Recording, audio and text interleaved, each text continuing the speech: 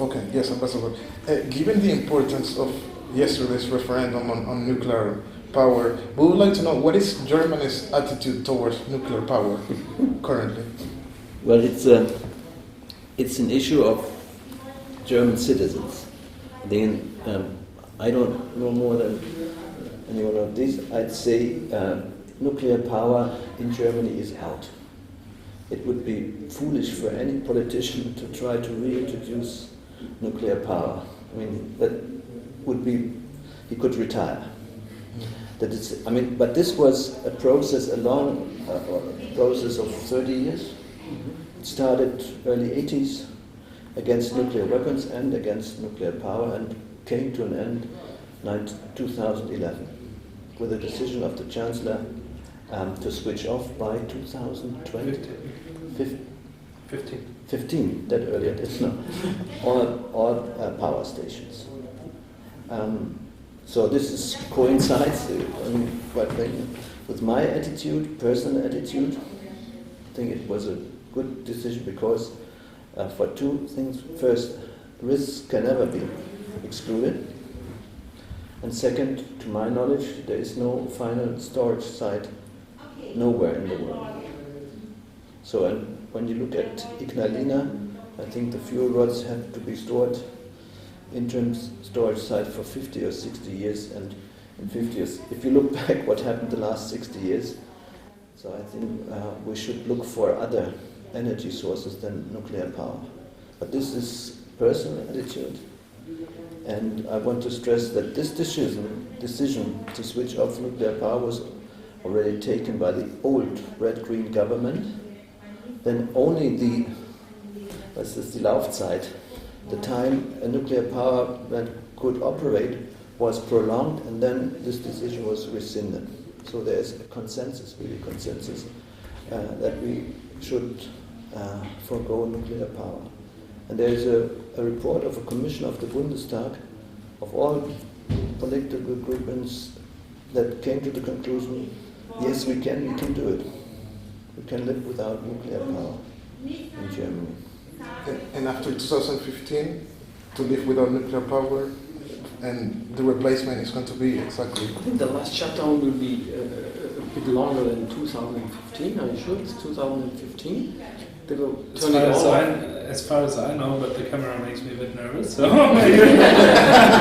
it's not radioactive. No, it's what he meant, the Restlaufzeit. The time they can work is a bit longer than this, maybe 2018, because it's not a conflict between us.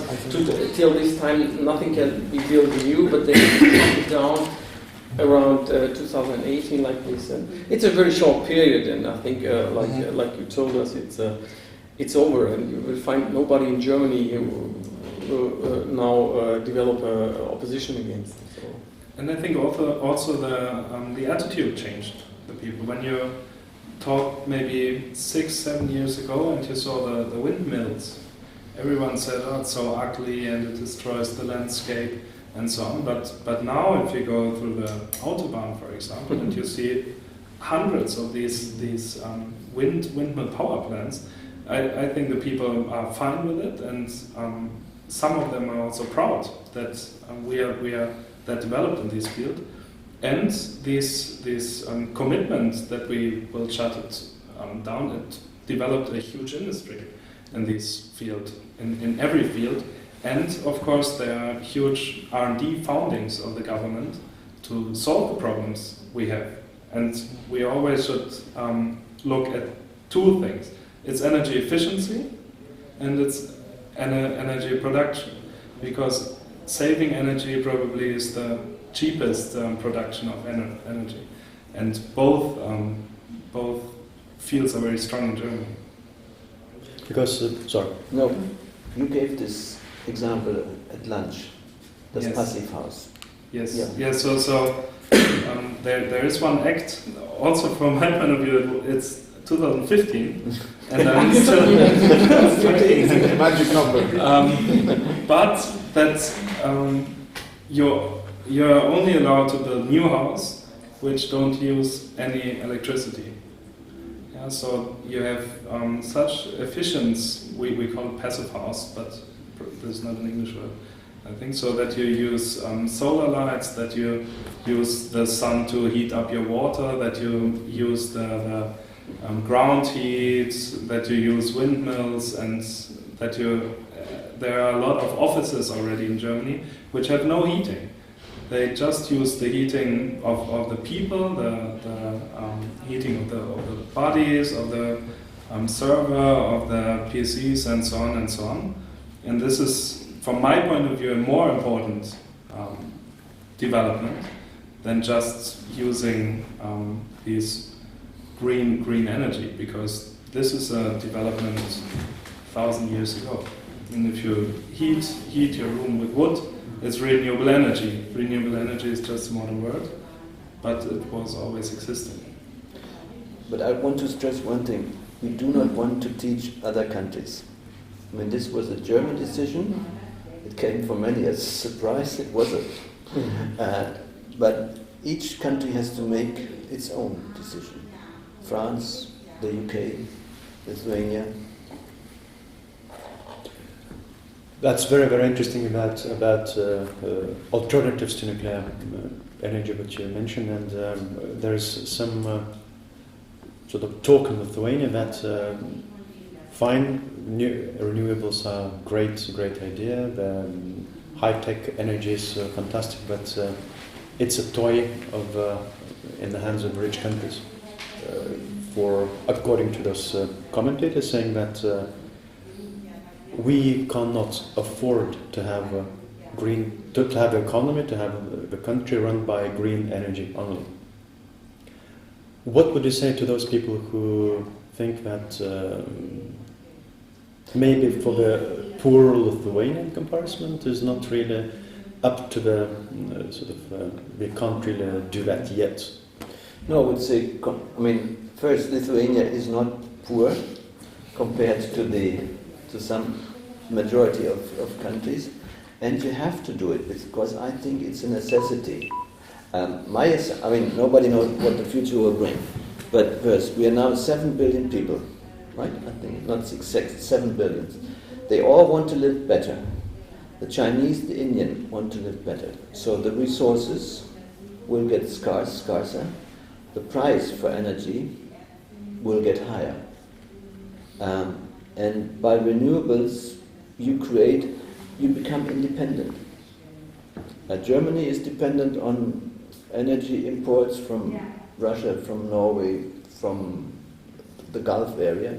And the Gulf area is a volatile area. So we have to use what we can. I think the greatest potential is efficiency. And I think especially a lot could be more done in Lithuania in that respect. And also environmentally friendly ways. And would you say that future Kaliningrad nuclear power station is friendly or unfriendly, in perspective of a future power? And would Germany consider buying nuclear power? No, first of all, I would say, from what I heard from experts, it's unnecessary. So it's completely unnecessary to build this power plant in Kaliningrad Oblast, and there are no intentions to buy electricity, or no done deals or no contracts. I don't know why the Russians want to build it. If they want to export, they have to build a new grid, new power lines through Poland or through Lithuania. Some Lithuanians are saying that it is already agreed that a power grid will go through the Nord Stream power. No. Nord Stream is a gas pipeline, not electricity, and there are no intentions to. We have, Poland wants to build nuclear power plants.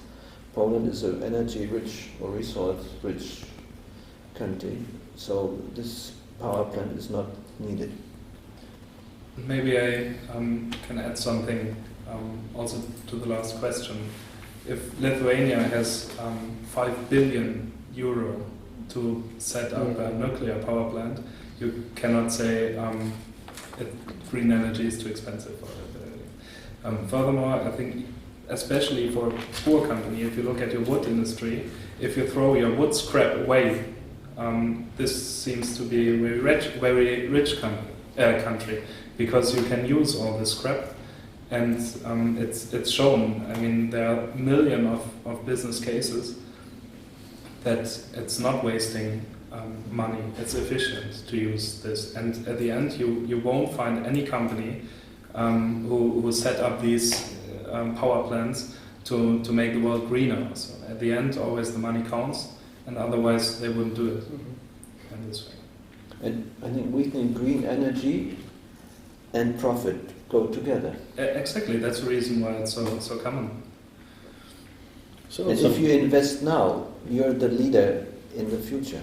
I mean, China, in a way, I mean, there's a lot of pollution, but China too is a green country, a country with a lot of green technology, because they know they have to reduce the production from coal plants and to find cleaner energy forms. Still about energy, I would like to ask about Ignalina. That the European Union asked us to close it, and they told us that we will help you to close it. And it sounds that they are changing their minds slowly but surely about helping us to close it. Do you think it's fair on Lithuania that European Union is not really willing to help us to close it? No, I think this perception is not correct. I think there was authorized 1.5 billion euros for the decommissioning. I think not all of that money is spent. There's a certain argument between Lithuania and a former German, now Russian company, and there's an ongoing discussion in the framework of this multi-annual financial framework. How much more money will go to Lithuania? So there is a gap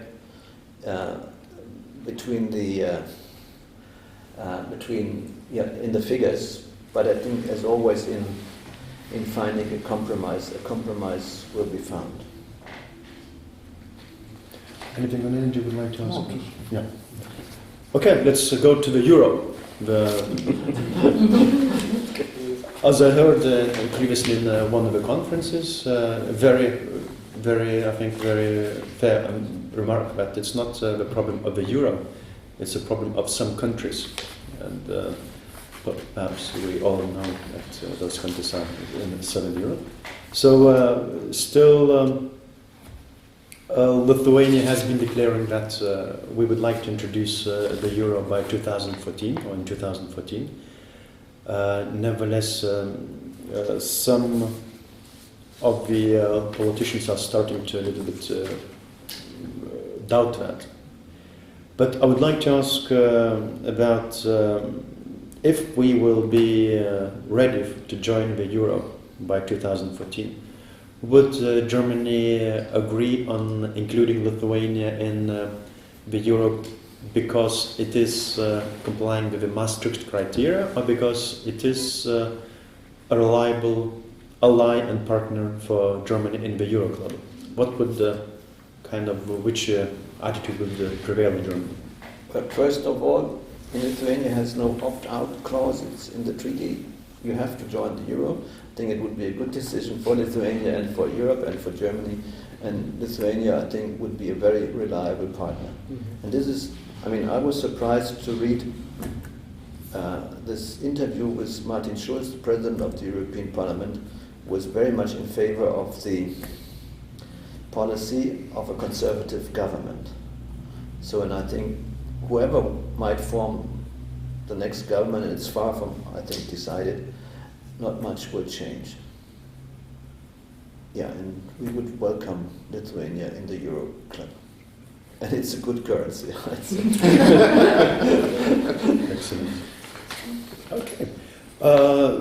I would like to ask, sort of in general terms, are you happy about cooperation between Lithuania and Germany, and Germany and Lithuania? What is your general feeling?